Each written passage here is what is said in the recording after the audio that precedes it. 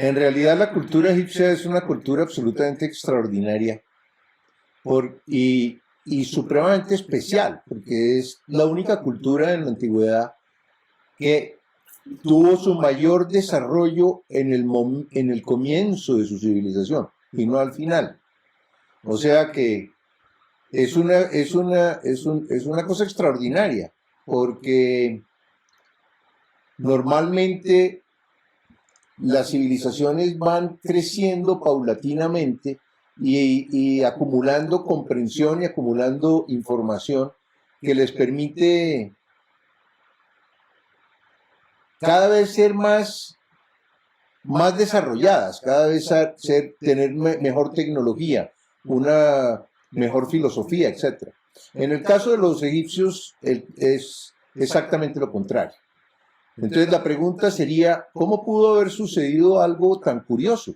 ¿Por qué la civilización egipcia en sus comienzos fue cuando más desarrollo tuvo y luego comenzó a decaer hasta llegar al momento de Cleopatra VII y de Marco Aurelio, César y todo eso, cuando la civilización egipcia termina? Todo se debe básicamente a la Atlántida. La Atlántida fue el desarrollo anterior de la civilización sobre la Tierra. Hace 13.000 años, estamos viviendo en este momento exactamente el centro del gran ciclo cósmico de 26.000 años. Hace 13.000 años fue el diluvio universal que destruyó la civilización atlántica. Un proceso de sincronización de los soles de la galaxia y del universo que sucede cada 13.000 años, hace que el Sol irradie más energía hacia la Tierra durante un periodo de 40 años, y en ese momento el planeta Tierra estaba en el Pleistoceno, estaba en una era glacial que se llamaba el Pleistoceno. El hecho de la mayor irradiación del Sol hizo que una capa de hielo que cubría en ese momento todos los continentes del planeta Tierra se derritiera, cayendo el agua al mar y elevando el nivel del mar en 120 metros. O sea, eso es una medida realmente extraordinaria, que hubiera subido 120 metros. Todo lo que había sobre la Tierra desapareció. En ese momento, los sacerdotes de la Escuela de Misterios de Naakal en la Atlántida, ellos sabían que venía el cataclismo que sucedió y se prepararon para sobrevivir el cataclismo y llevar una serie de conocimientos para sembrar una nueva civilización sobre el planeta Tierra. La leyenda dice que construyeron unas naves cerradas por todas partes, como unas especies de submarinos, pero que flotaban, y salieron de Poseidonis, la capital de la Atlántida, y se dirigieron a esperar a que pasara todo el proceso del diluvio universal. Llegaron, después de algún tiempo, a Egipto, a las arenas del desierto del Sahara y al Nilo. Y en ese lugar comenzaron una nueva civilización, pero traían toda la información procedente de la Atlántida. Y con esa civilización sembraron la cultura egipcia. La cultura egipcia fue la heredera de la información atlante. Por eso eran tan extraordinariamente avanzados los egipcios iniciales, ¿no? Cuando uno mira la civilización egipcia, las primeras pirámides supercolosales se hicieron en las primeras 6 dinastías en Egipto. Y también tenemos otra cosa bastante curiosa aquí con la civilización egipcia, que es que, digamos, en el templo de Abidos, en el templo que construyó Seti I y su hijo Ramsés II, en Abidos, hay un salón donde están todos los glifos de todos los faraones que habían existido en Egipto hasta el momento de la coronación de Seti I y de Ramses II, porque curiosamente ellos dos gobernaron simultáneamente, porque Seti I quería ver a su hijo Ramses II gobernar y lo dejó gobernar siendo el faraón de Egipto. Y en ese salón hay una pared que es la aceptada por la Academia Egipcia, o por los académicos, los que estudian a la civilización egipcia, y en esa pared están los glifos desde la primera dinastía hasta la dinastía de Seti I y de Ramsés II. Pero curiosamente, en la pared del frente hay otra cantidad de cartuchos o de glifos sagrados que muestran otro momento, otra cantidad de faraones que existieron antes de la primera dinastía, pero que no son reconocidos por la civilización egipcia, por los académicos tradicionalistas que analizan la cultura egipcia. Entonces, digamos que el comienzo de la civilización egipcia es un comienzo bien curioso, porque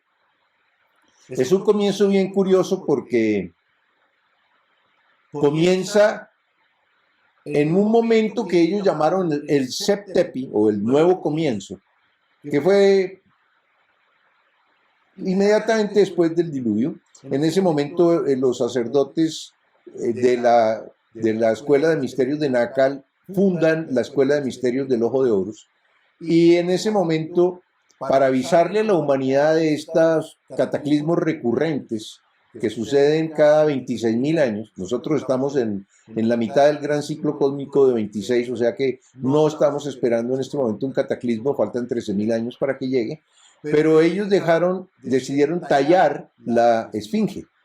La esfinge es un reloj cósmico con información para el ser humano de esta época, en la que tiene cuerpo de león. Primero está ubicada en un sitio muy especial, latitud 30, longitud 30 grados, mirando al este perfecto, en orientación este-oeste perfecto, y mirando, en el momento que la construyeron, miraba enfrente a ella la constelación de Leo. Por eso decidieron tallar a la esfinge con cuerpo de león. Y tiene la cabeza de hombre. 13.000 años después nos encontramos entrando a Acuario.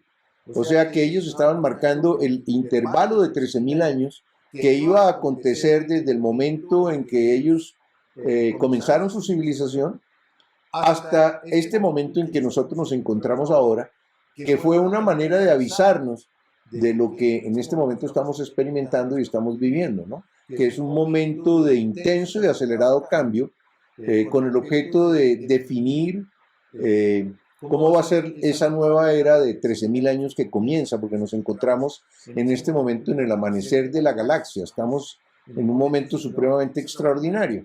Entonces, al comienzo, ellos llegan, como les dije, fundan la Escuela de Misterios del Ojo de Horus, y lo curioso es que fundan la escuela, el símbolo del Ojo de Horus, y tiene una cantidad de información extraordinaria, tiene una serie de proporciones áureas, proporciones geométricas, tiene Fibonacci, tiene una cantidad extraordinaria de conocimiento.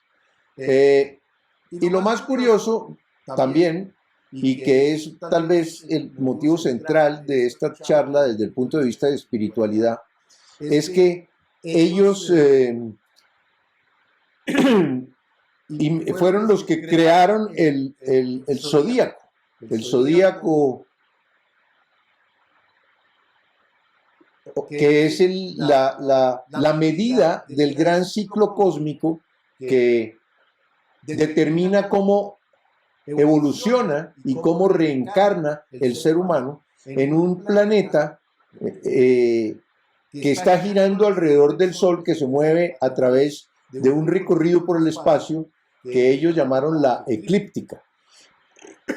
Perdón. Entonces, esa información del zodíaco y la información del gran ciclo cósmico es realmente de origen atlántico.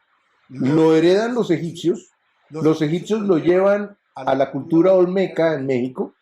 Los olmecas le entregan esa información a sus herederos, los mayas, y los mayas hacen los calendarios más exactos de civilización alguna sobre la Tierra, utilizando esta información original que es de origen atlántico. Entonces, estaba la eclíptica y ellos, los egipcios, marcaron ese tiempo que se demora el sistema solar en dar una vuelta alrededor de las Pléyades, un giro alrededor de las Pléyades, una órbita alrededor de las Pléyades. Para los egipcios toma 25.920 años, o sea, 12 sectores de 2.160 años cada uno. Esos 12 sectores de 2.160 años, ellos lo llamaron el círculo de animales o el zodíaco.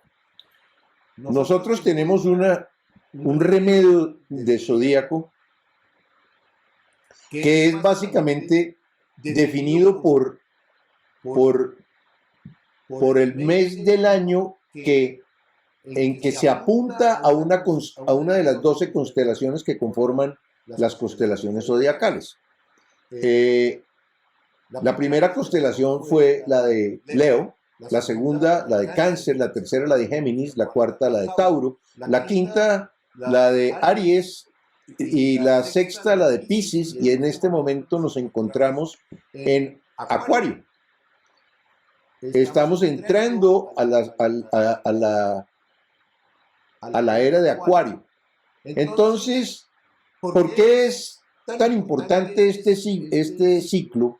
Primero, es importante para nosotros que estamos vivos en este momento experimentando los 40 años en los cuales hay un proceso de transición impresionante que da como lugar a un proceso de autoclasificación de los seres humanos, y precisamente por eso existe la cuarentena que estamos experimentando en este momento, porque la idea es que los seres humanos puedan parar la conducta de trabajo y de acelere que vivíamos en el 2019, y que no nos quede más remedio que recluirnos en la casa. Y el objetivo de recluirnos en la casa es de que cada uno dirija el ojo de su mente a su interior y haga un examen, una evaluación imparcial de la vida que ha vivido, y al mismo tiempo haga un proceso de limpieza de ese pasado para sacar todo lo que tiene que ver con heridas, con sufrimientos, con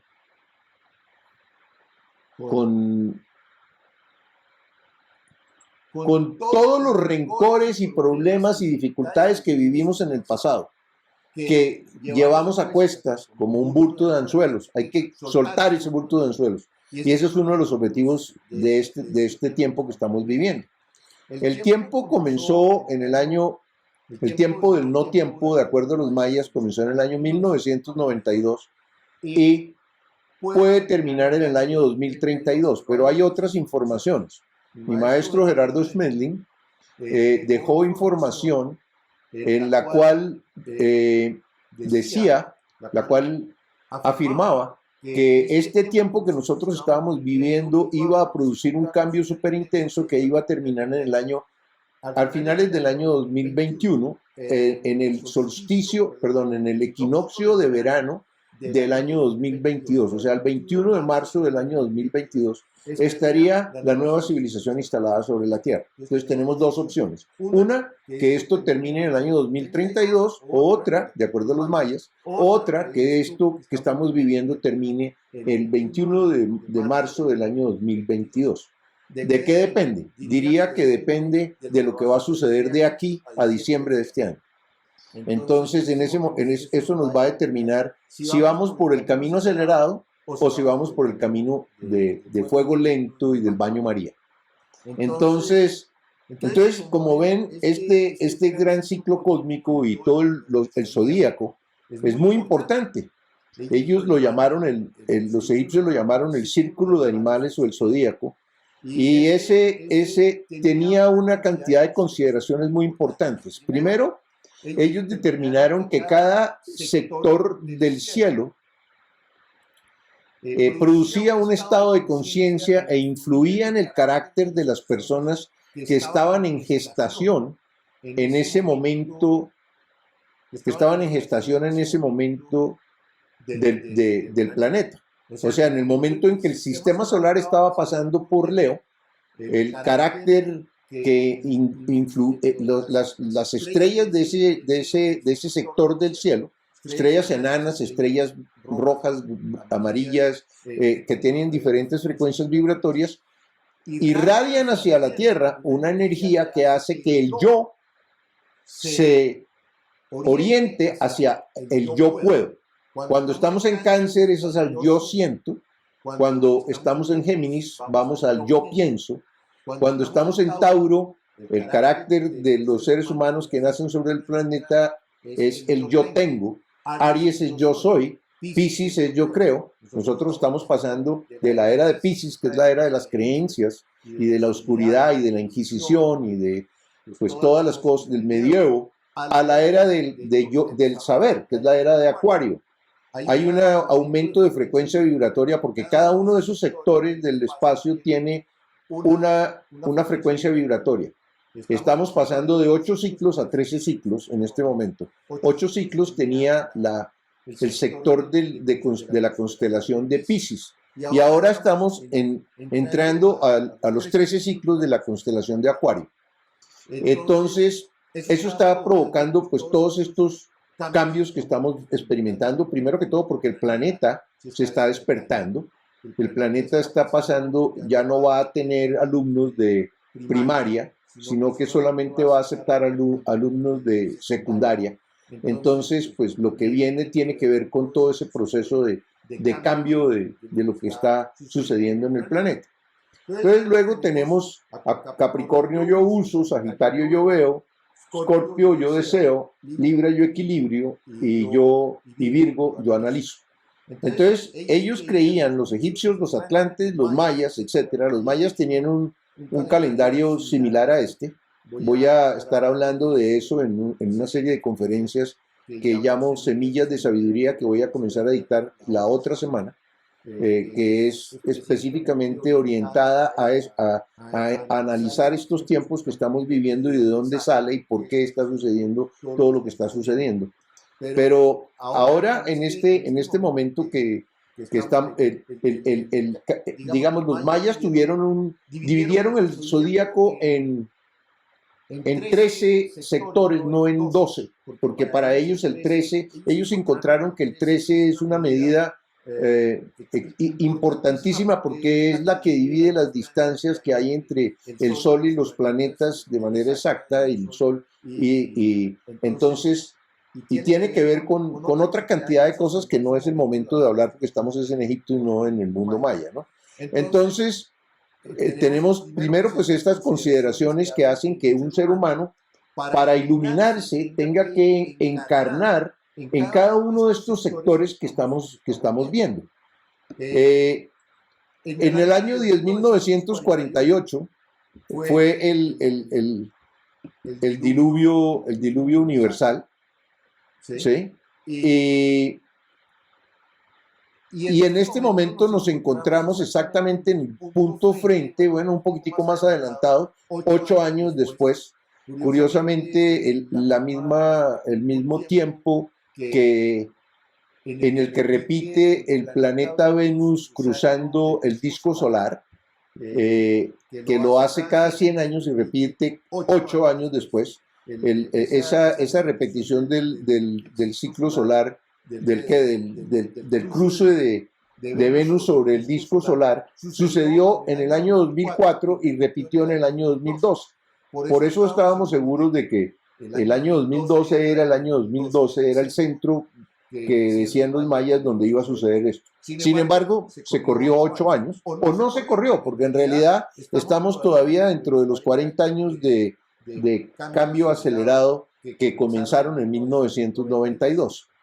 Entonces, aquí estamos viendo un poquito fechas que nos permite entender muchas cosas. El Septepi sucede inmediatamente después del diluvio, que es cuando la civilización egipcia y la Escuela de Misterios del Ojo de Oro ya está consolidada y comienza a existir en el planeta Tierra después del diluvio. Y aquí comienzan varias cosas muy curiosas.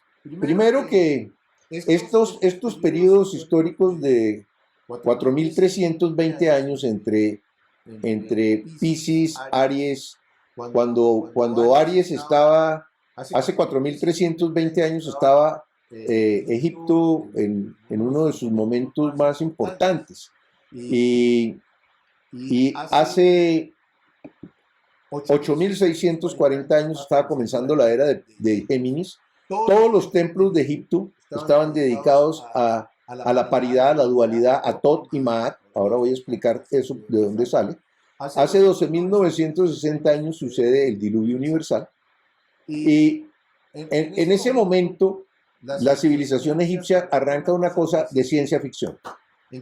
¿Cómo de ciencia ficción? Se preguntarán ustedes. Pues resulta que los egipcios planearon el desarrollo filosófico, teológico de su civilización para que se fuera desarrollando de acuerdo a las estrellas, de acuerdo al desplazamiento del sistema solar por el gran ciclo cósmico que vimos inicialmente. En ese momento, al comienzo de la civilización egipcia, el templo estaba se llamaba el templo de Anu, estaba casi en el delta de Egipto, y en ese momento ellos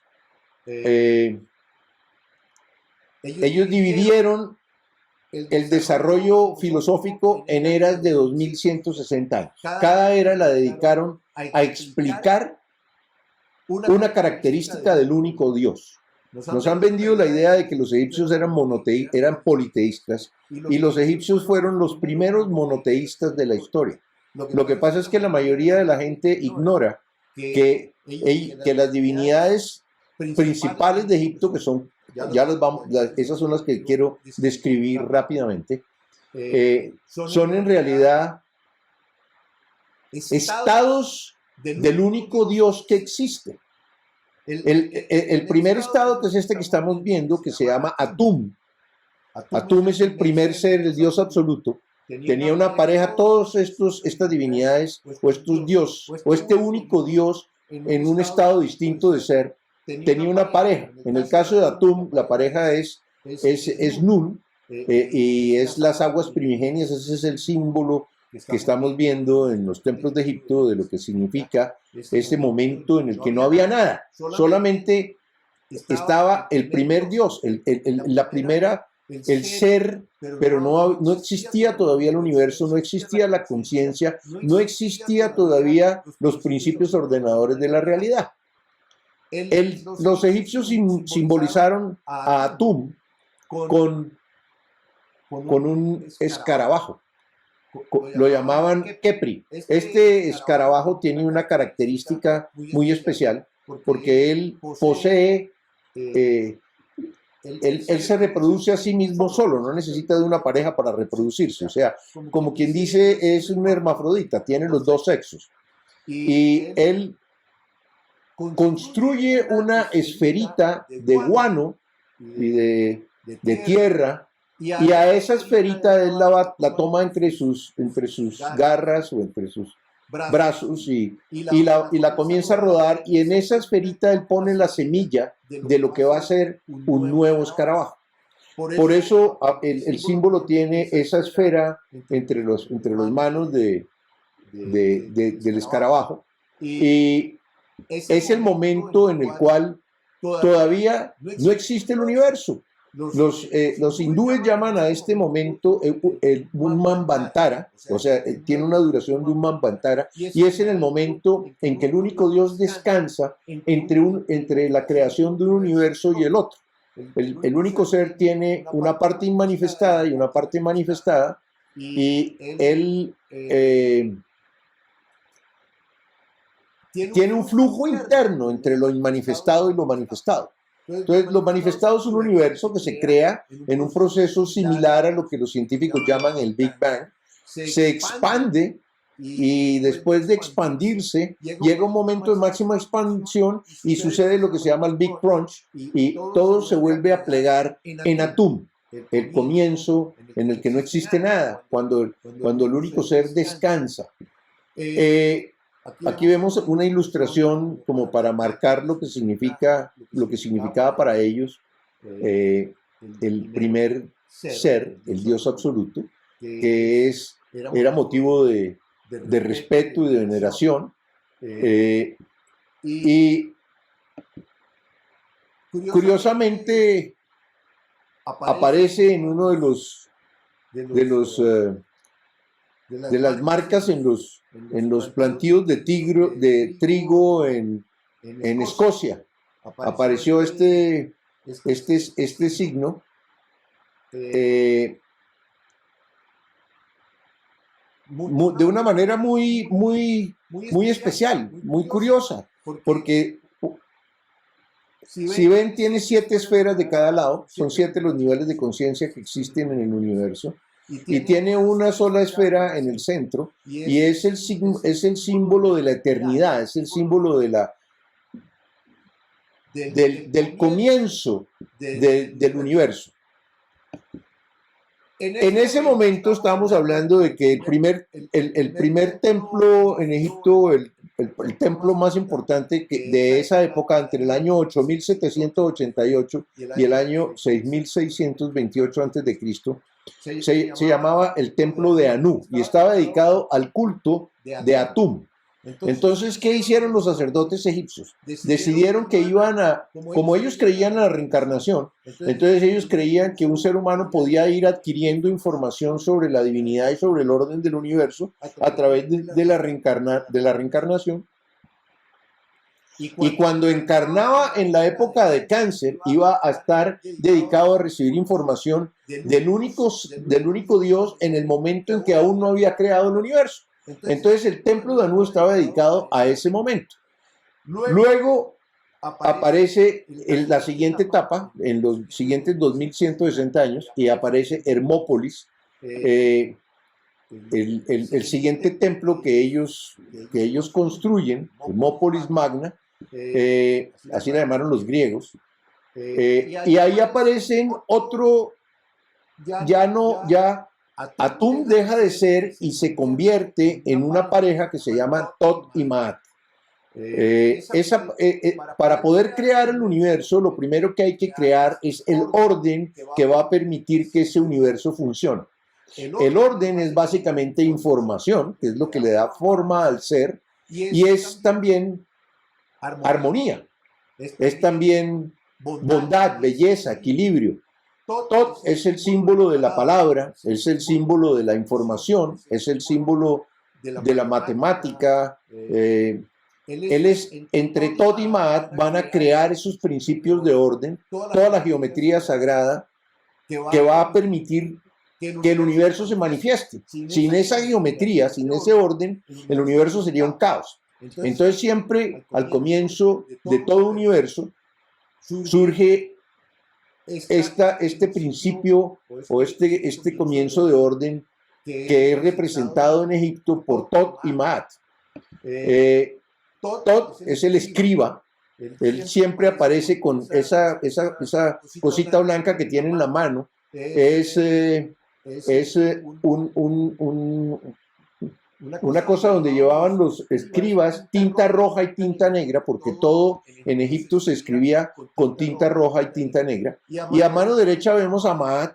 Maat está simbolizada por la pluma del espíritu, la pluma de la sabiduría, la liviandad, que sucedía al final de la vida de cada ser humano lo llevaban a pesarle el corazón para saber si había aprendido lo que tenía que aprender en una balanza con la pluma de Maat.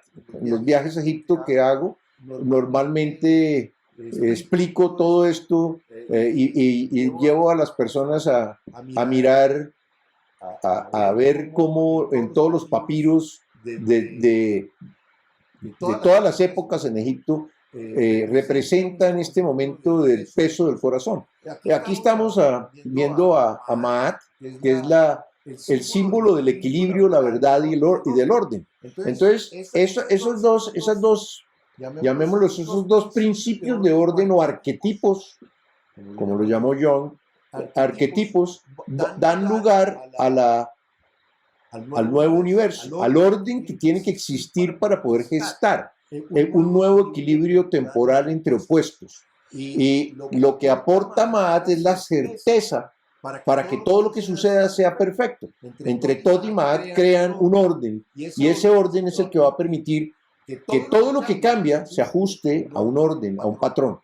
Aquí estamos viendo una representación de Tot en el templo, si mal no me acuerdo, es en el templo de Abidos. Sí, es en el templo de Abidos. Este bajo relieve es distinto cuando los muros de Egipto tienen aquí está en bajo relieve, y hay otros templos en los que aparece en alto relieve. Hay una cantidad de diferencias filosóficas, etcétera, de por qué lo tallan de una manera en un lado y en otra de otro. Entonces tenemos que primero existió el templo de Anu, dedicado a Tum. Luego existe el templo de Hermópolis, dedicado a Tot y Maat. Y luego existe en el momento que llega Alfa Draconis, que es si ven esas constelaciones zodiacales, estas constelaciones zodiacales que están acá. Aquí está la constelación zodiacal que está sobre el polo norte en este momento. Hace 4.300 años estaba Alfa Draconis. En el año 6.628 estaba Eta Hércules. En el momento del diluvio estaba Vega. Bueno, las otras todavía no hemos pasado por ellas, pero estas constelaciones primero forman un aro perfecto y están ajustadas a un icosaedro. Cada uno se apoya en un vértice de un icosaedro. En Hermópolis, después de Hermópolis, crean otro templo. El templo de Anu ya no existe en ese momento, estamos hablando, han pasado casi 6.000 años, y aparece el templo en Memphis. Aparece un nuevo templo dedicado a Ptah. Siempre me acuerdo de cada vez que pronuncio Ptah, me acuerdo de José, porque siempre me decía que yo tenía que aprender a pronunciar ese nombre de la manera adecuada. Porque yo decía Ta, y decía no es Ta, es Ptah, Ptah. Casi una mala palabra, pero en realidad es Ptah, Ptah. No es Ptah, es Ptah. Muy caso todo esto. En este momento, este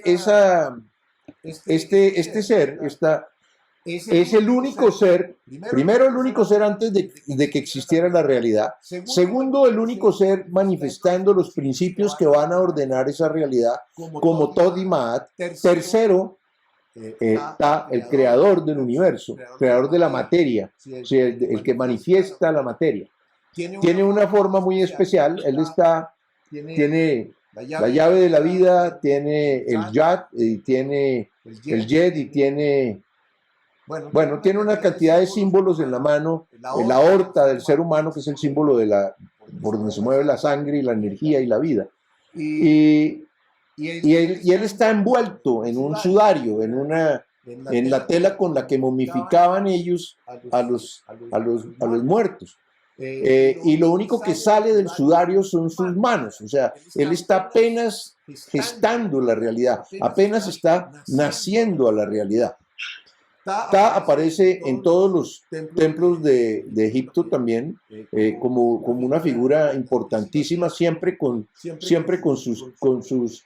el símbolo de la flor, la llave de la vida, el yet, que es el símbolo de la columna vertebral por donde se sube la energía de los seres humanos, y este que es el símbolo de la aorta del ser humano por donde se mueve la energía vital.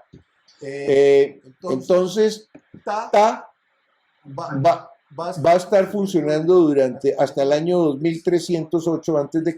y en ese momento aparece la última etapa de la civilización egipcia, que es cuando aparece el templo de Amón-Ra en Tebas.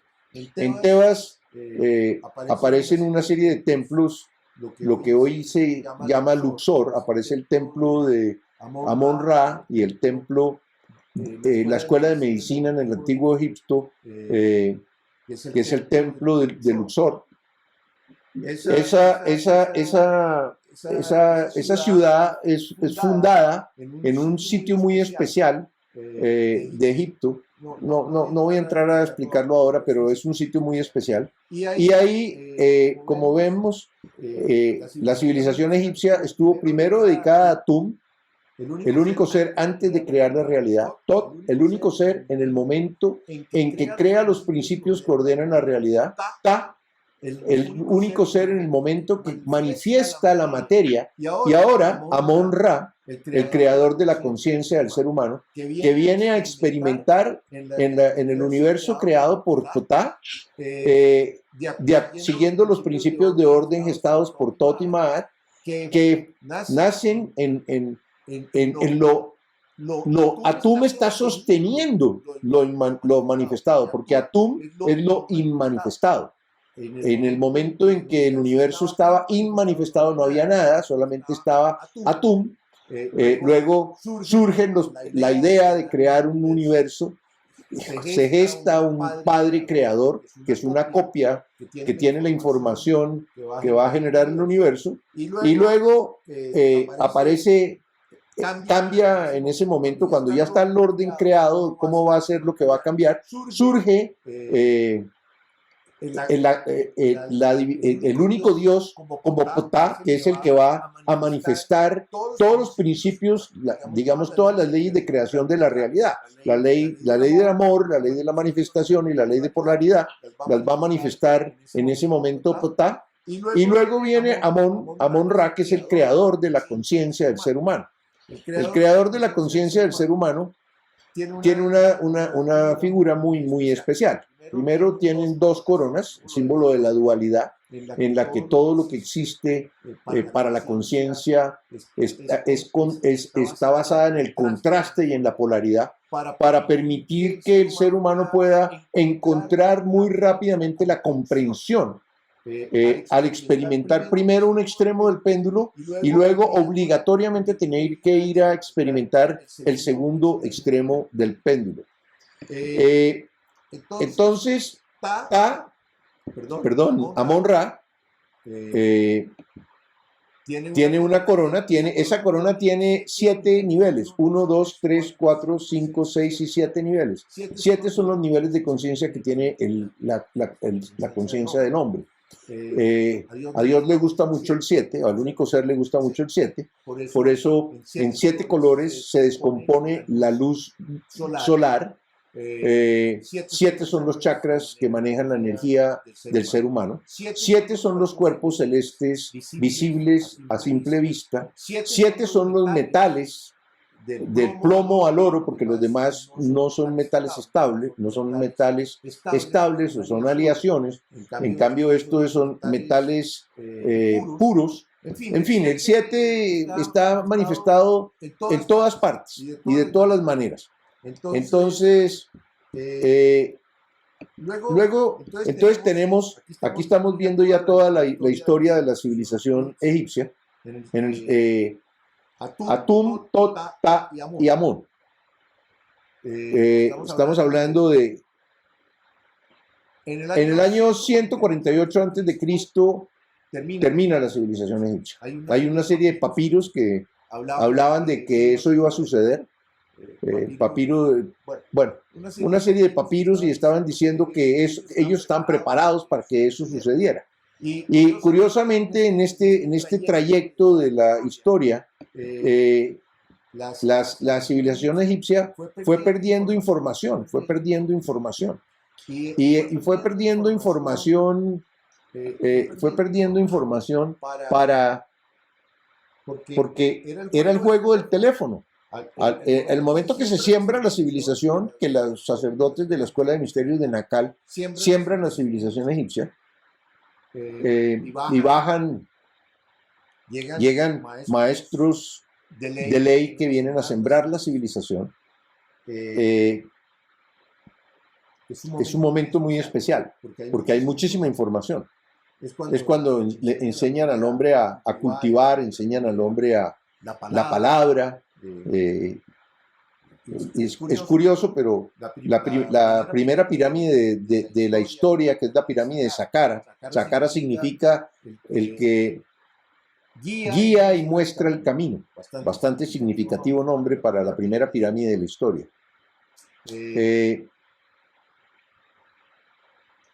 Fue una pirámide escalonada,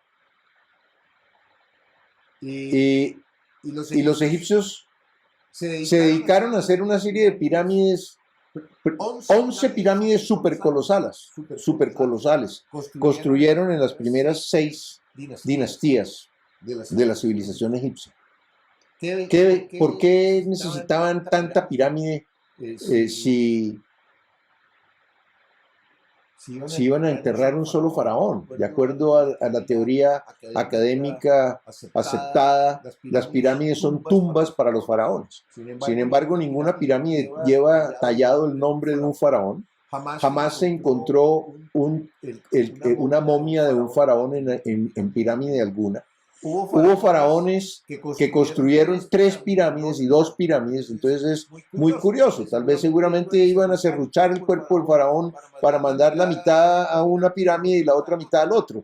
Suena como traído de los cabellos esa explicación. En realidad lo que estaban buscando con las pirámides tienen diferentes inclinaciones. El ángulo de inclinación de la pirámide tiene que ver con el ángulo de inclinación en que se descompone la luz del sol. Cada color tiene un ángulo de inclinación distinto. Y ese ángulo de inclinación determina una frecuencia vibratoria. Y esa frecuencia vibratoria determina un estado de ser en el interior del ser humano. Ese estado de ser se puede experimentar o se podía experimentar cuando las pirámides estaban funcionando adecuadamente en el interior de la cámara de esa pirámide. Y los egipcios tenían una cosa bastante curiosa, que era, ellos hacían en el año, en el momento en que el Nilo se desbordaba, cuando Sirio aparecía en el cielo, se desbordaba el Nilo, y el hecho de que se desbordara el Nilo impedía que los egipcios pudieran trabajar la tierra, que eran básicamente agricultores, ¿verdad? Entonces en ese momento ellos se dedicaban a hacer un festival que se llamaba el Festival de Apet. Ese festival duraba 28 días. 28 días y sucedía por un camino rodeado delimitado por esfinges, por 365 esfinges, a las que se les daba un proceso de honra y de veneración una vez por día en los 365 días del año. Ese camino de esfinges unía el templo, la Academia de Medicina del Antiguo Egipcio, que era el templo de Luxor, con el templo de Amón-Ra, que es el templo dedicado a la conciencia del ser humano. Y bueno, yo creo, Wilson, que esto de alguna manera es lo que quería como marcar para poder, si quieres, hacer alguna pregunta sobre lo que he explicado hasta ahora, pero tenía que dar este marco de referencia. Primero, quitarle a todo el mundo la idea de que los egipcios eran politeístas, eran monoteístas. Las figuras de un ser humano que tiene una cabeza de león es para venerar o pedirle al símbolo de la fuerza, o si tiene una cabeza de halcón, al símbolo de qué características tiene el halcón. Es un animal que ve desde arriba el amplio panorama y simultáneamente su capacidad visual es tan extraordinaria que ve el más mínimo detalle. Entonces, cuando yo estoy buscando claridad, ver, yo voy a ir a donde la esencia de lo que me permite ver lo físico y lo metafísico, lo muy grande y simultáneamente lo muy pequeño, que puede utilizar simultáneamente la intuición y la razón para percibir algo. Yo voy a ir donde esa figura. Si yo quiero encontrar una guía, entonces busco un zorro, un hombre con cabeza de zorro. Habían templos dedicados a hombres con cabezas de zorro, a hombres con todo tipo de cabezas, porque cada animal para los egipcios representaba un estado o nivel de conciencia. Y ese estado o nivel de conciencia tenía unas características, unas cualidades. Y entonces cuando uno quería conectarse con unas cualidades o unas características, iba al templo. Al templo no podían entrar el pueblo, solamente podían entrar los sacerdotes de la Escuela de Misterios del Ojo de Horus. El pueblo podía entrar hasta cierto sitio en el templo.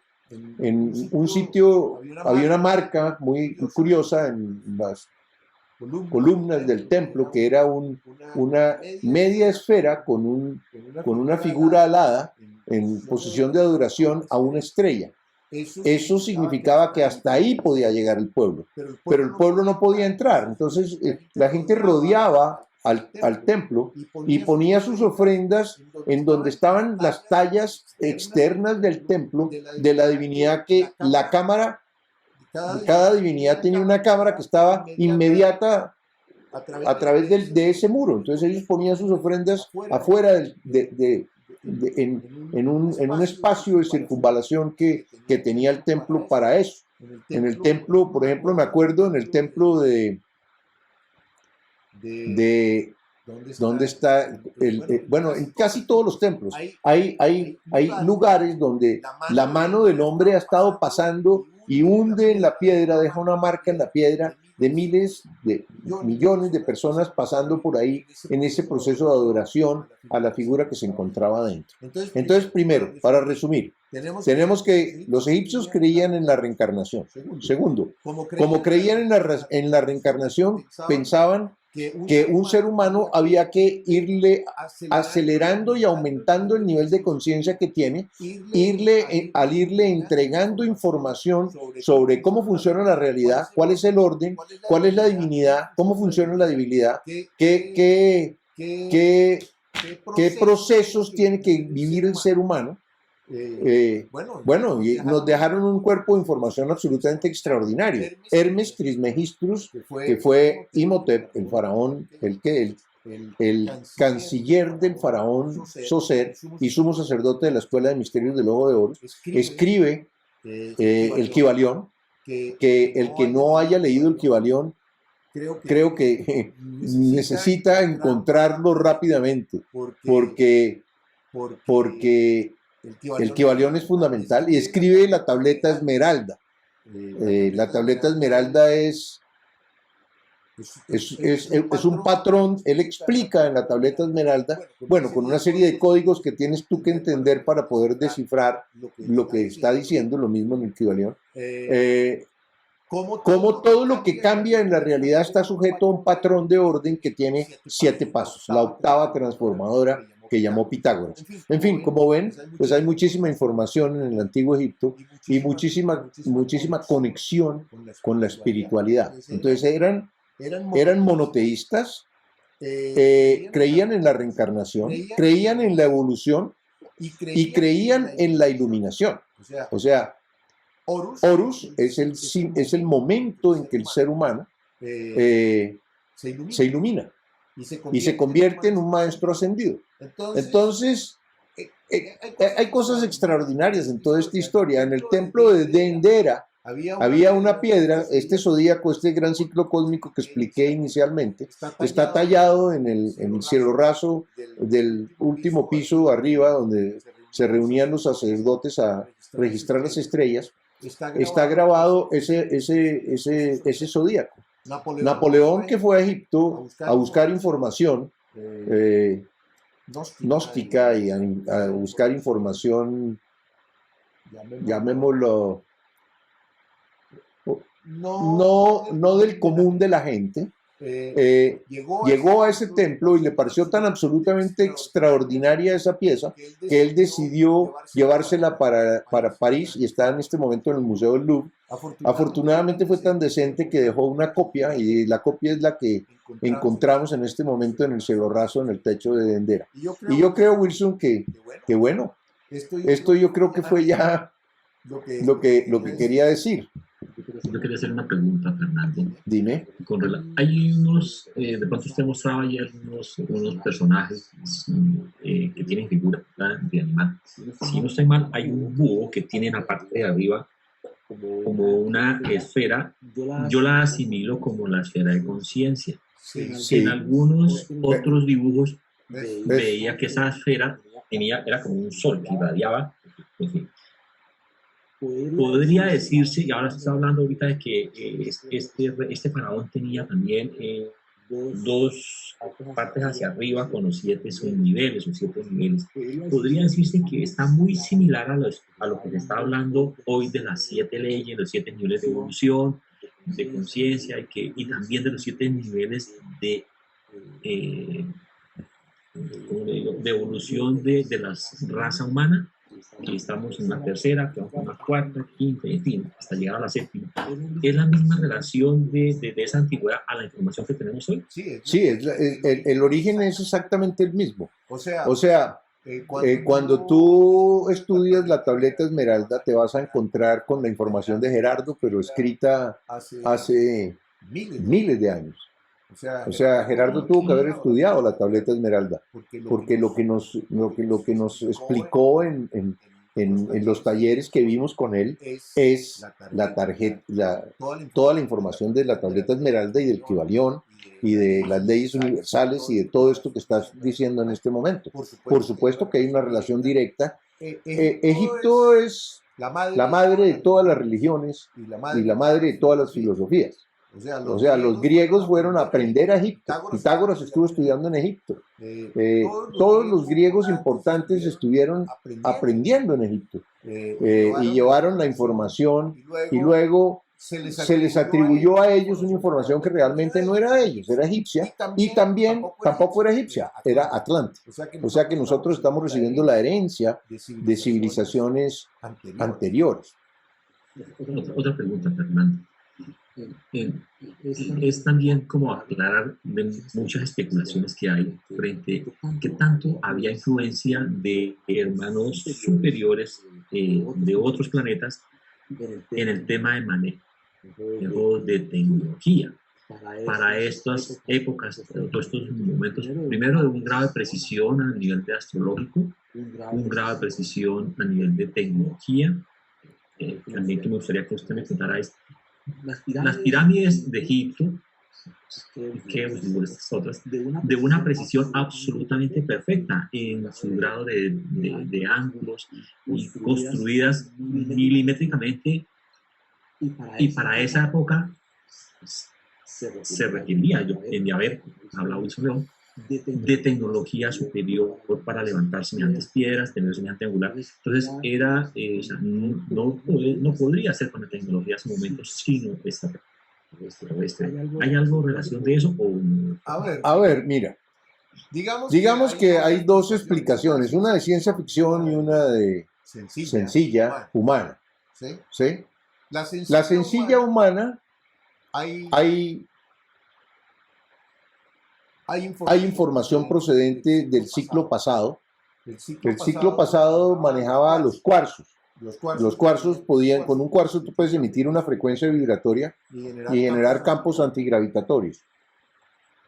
Pero también ellos, Imhotep, por ejemplo, en la isla de Segel, hay una piedra tallada con la fórmula química que encontró Imhotep, el alquimista, el que se convierte en Hermes Trismegistus, el que realmente consolida a Egipto como nación con la construcción de la primera pirámide de la historia, que es la pirámide de Saqqara.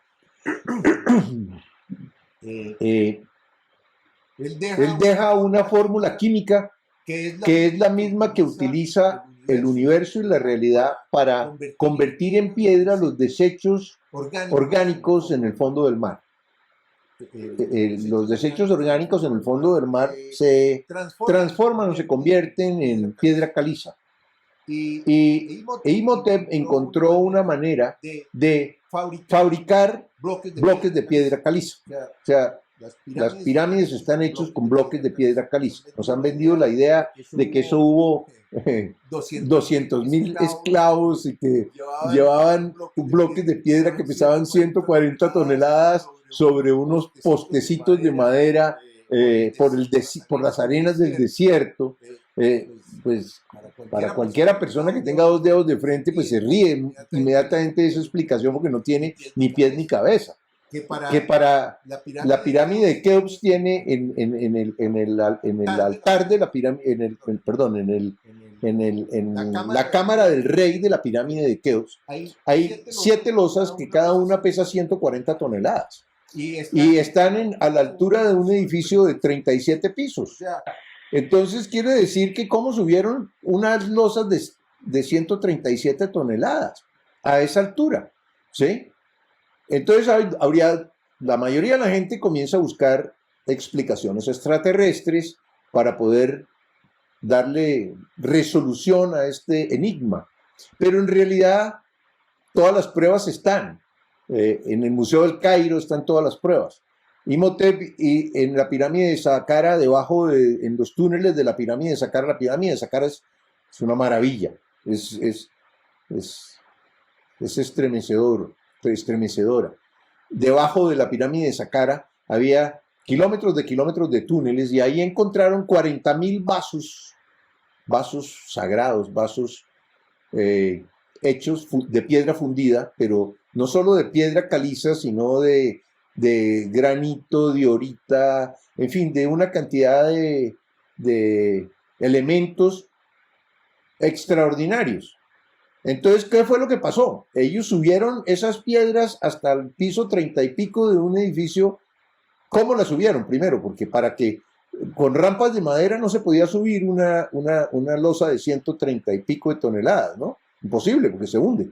Entonces, la única manera sería haber hecho una rampa de piedra. Una rampa de piedra para llegar a ese piso requería más material que la pirámide misma. Entonces, tampoco esa fue la fórmula que usaron. La fórmula que usaron, o sea, yo hice una serie de películas sobre este tema que estamos hablando.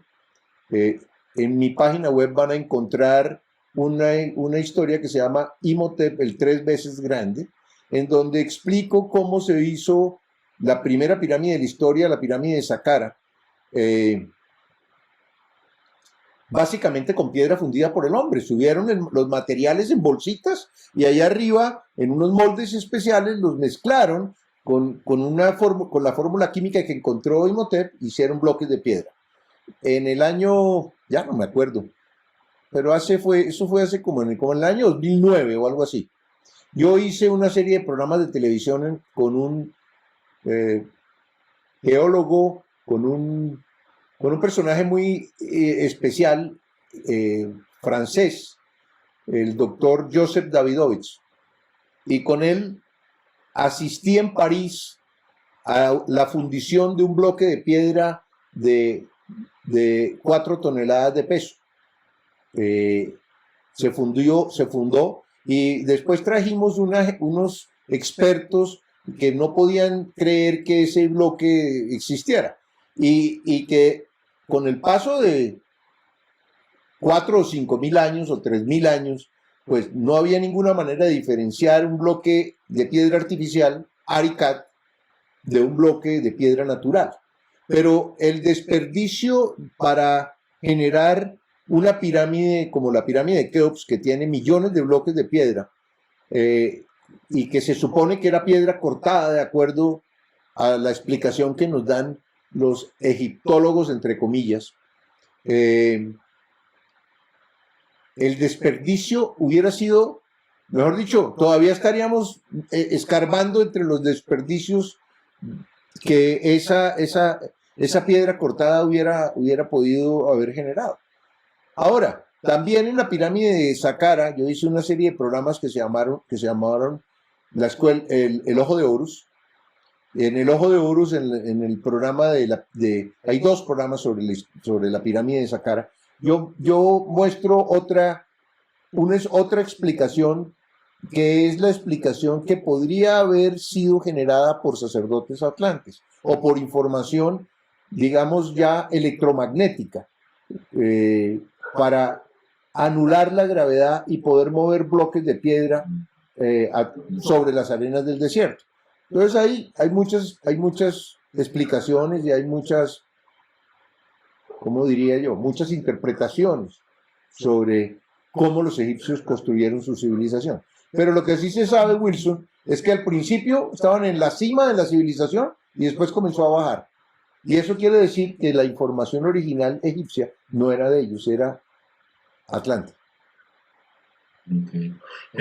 Fernando, yo le he seguido a usted unos videos, unos documentales que usted hacía en televisión y que tiene en su página, donde hablaba de unos templos maravillosos, majestuosos, que creo que usted hace también visita. Y en uno de esos videos, e incluso yo leyendo en un libro sobre la cuarta dimensión de Fisher, hablaba de que estos templos eran para preparación de discípulos. Sí. ¿Sí? Nos quiere contar un poquito, discípulos de qué y qué le preparaban, o sea, en qué los instruían. Era temas de energía, temas. Esa es una historia larga. Ellos duraban 21 años aprendiendo, Wilson. Aprendían 7 años para recibir información sobre el hemisferio izquierdo, 7 años información sobre el hemisferio derecho y 7 años utilizando los dos hemisferios simultáneamente. Entonces, ellos los templos en Egipto fueron construidos en esas épocas y en esos momentos que marqué en la explicación inicial. Y cada templo en Egipto es una enciclopedia de conocimiento. Cada uno está dedicado a un tema específico. Entonces, los iniciados de la Escuela de Misterios del Ojo de Horus, ellos tenían que aprender, pues, ir pasando por esos templos para ir aprendiendo cómo funciona la realidad. Y a los 21 años, cada determinado tiempo, ellos tenían unas pruebas que tenían que experimentar, unas especies de iniciaciones. Las pirámides, digamos, la pirámide de Keops, la pirámide de Kefren y la pirámide de Miserino, que están en la planicie de Giza. En la pirámide de Keops, todas las 3 pirámides estaban conectadas a través de una especie de túnel, que no era un túnel, sino que era una L, eran 2 Ls con una separación en el centro, por donde entraba la luz. Y las paredes estaban dibujadas o talladas con información del proceso del que me estás preguntando. Los iniciados llegaban al Nilo, al templo sobre el Nilo. Allá se les daba una bebida que era una dimetiltriptamina, básicamente, lo que les daban. La dimetiltriptamina amplía el rango de percepción de los sentidos y ellos subían por ese corredor preparándose para lo que iba a suceder. Llegaban a un templo que estaba adosado a la pirámide, y ese templo que estaba adosado a la pirámide tenía un laberinto, y el laberinto le permitía a la persona que con una guía, porque si no ese laberinto se perdía, la gente ahí no llegaba a donde tenía que llegar. Había una puerta que conducía al interior de la pirámide, y en el interior de la pirámide había unas cámaras, y esas cámaras La pirámide es un cristal, básicamente. Está hecho de sílice y de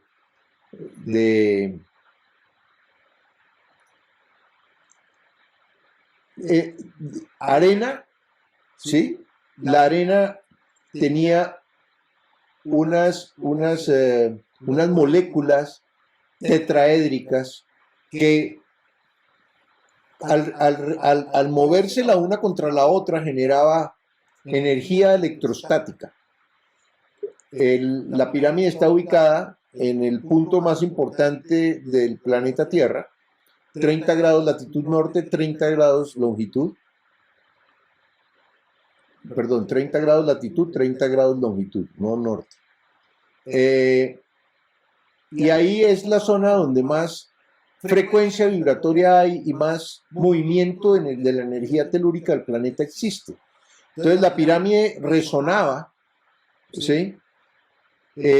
Tenía partículas de cuarzo y el cuarzo genera un proceso que se llama, un fenómeno que se llama el fenómeno piezoeléctrico. Ese fenómeno piezoeléctrico permite la generación de energía electrostática y la pirámide, como era un enorme cristal, se cargaba de esa energía electrostática y el 21 de marzo, o sea, el día del equinoccio de verano,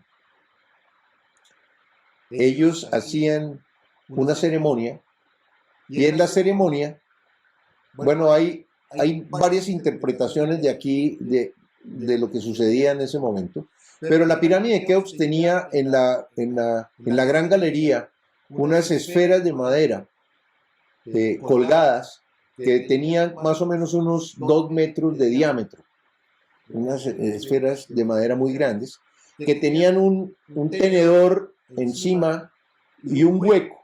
El tenedor recibía la frecuencia vibratoria y la esfera de madera era como una caja de resonancia, como una guitarra. Entonces cuando el sonido llegaba, la pirámide comenzaba a resonar y el sonido llegaba a esos forks, esos tenedores, y entraba a la esfera de madera y se amplificaba en la esfera, salía y rebotaba, salía hacia arriba y rebotaba en el techo de la gran galería que tiene una inclinación especial para llevar el sonido hasta la cámara del rey. La cámara del rey tenía unas puertas y unas cosas especiales para poder manejar esos sonidos y la intensidad de frecuencia vibratoria a la que le iban a poner al iniciado que iba a acostarse en el sarcófago de la cámara del rey, que en ese momento estaba situado en el centro de la cámara, no como está ahora, que en este momento lo movieron al fondo.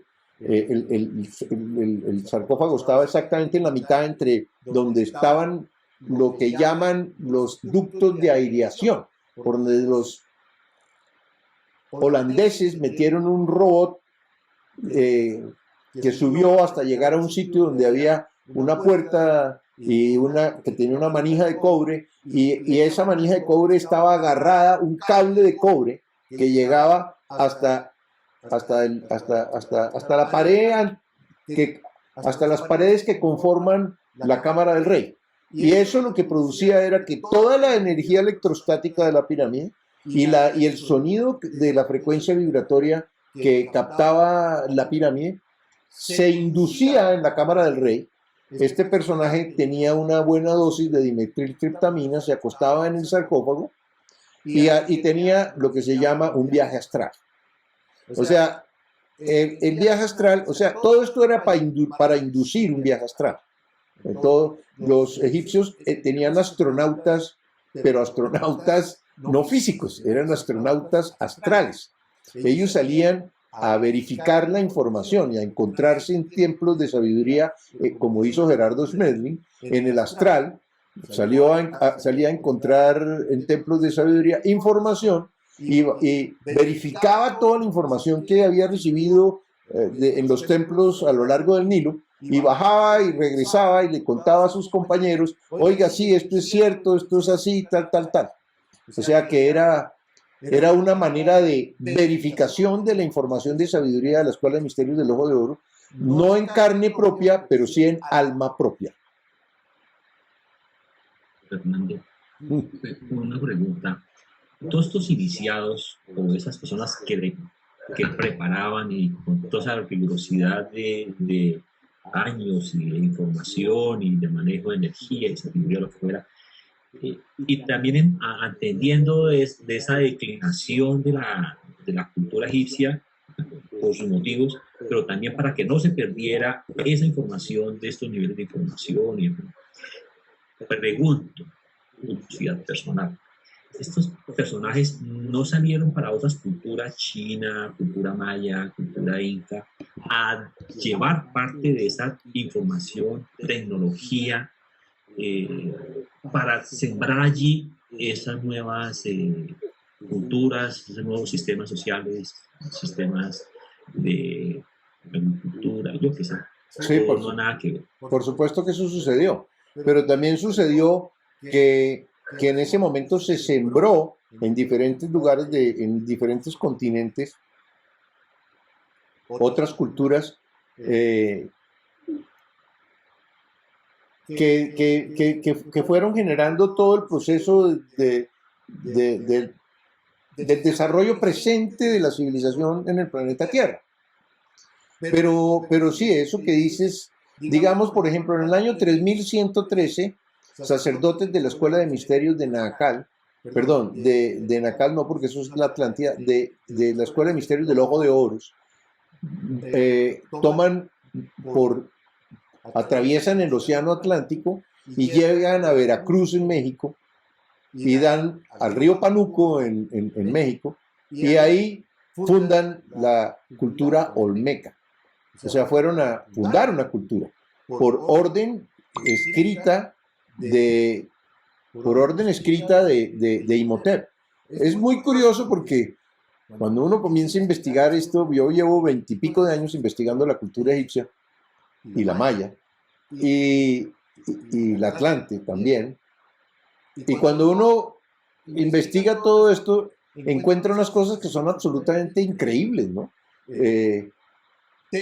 Planos de diseño de templos que hizo Imhotep en el año 3200 antes de Cristo y de templos que se vinieron a construir muy posteriormente, en el año 1300, en el año 700, ¿sí? Entonces dice uno, caramba, pero ¿cómo pudo este personaje visualizar y además decir, este templo lo tienen que localizar en tal punto para que quede a 400 kilómetros exactos de este otro, para que cada uno pueda tener el registro de un grado y al tener un registro de un grado de la bóveda celeste, pueda encontrar una enorme cantidad de información que de otra manera no se podría encontrar? Entonces, por supuesto que sí sucedió eso que tú me estás preguntando. Ok, Fernando, muchas gracias. Bueno, no sé, John, si hay preguntas en el chat, alguna de tus preguntas que he visto por ahí. Sí, Wilson. Hay unas preguntitas en el chat, entonces le doy paso a Marta y a Diego para que las formulen. Claro que sí, John. Buenas noches. Fernando, antes de empezar con las preguntas, yo tengo una duda. Las pirámides aún están funcionando, están apagadas, y si las apagó, ¿quién las apagó? Las pirámides ya no están funcionando. Y no están funcionando porque el recubrimiento que tenían desapareció. Digamos, la pirámide de Keops tenía un recubrimiento que generaba una polaridad con el cuerpo de la pirámide. En el año 1021 hubo un terremoto y ese recubrimiento se resquebrajó y se cayó, y los pobladores de Egipto en ese momento utilizaron el material que recubrían las pirámides para hacer calles, palacios, etcétera, en Egipto. O sea que, y ese recubrimiento era fundamental para producir el campo electromagnético que se requiere para que la pirámide funcione. Las esferas de madera ya no existen. Las compuertas de la pirámide, de la cámara del rey, no, del llamado rey, porque en realidad ahí no había ningún rey, pero bueno, así se llama, no existen tampoco. Eso ya desapareció.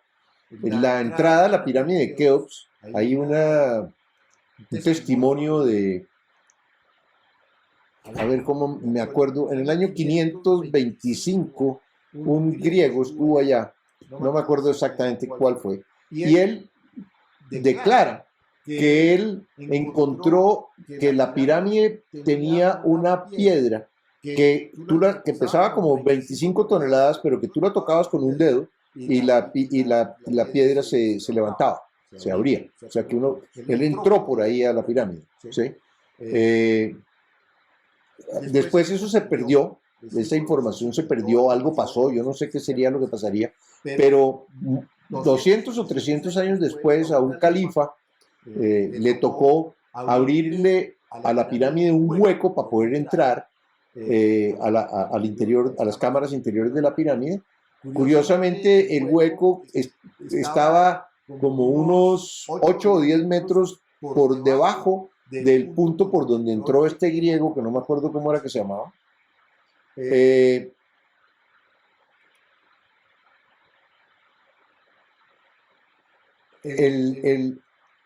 O sea que ha habido, primero que hay una enorme cantidad de magia y de cosas absolutamente extraordinarias. Yo he hecho 28 viajes a Egipto en estos últimos años de mi vida.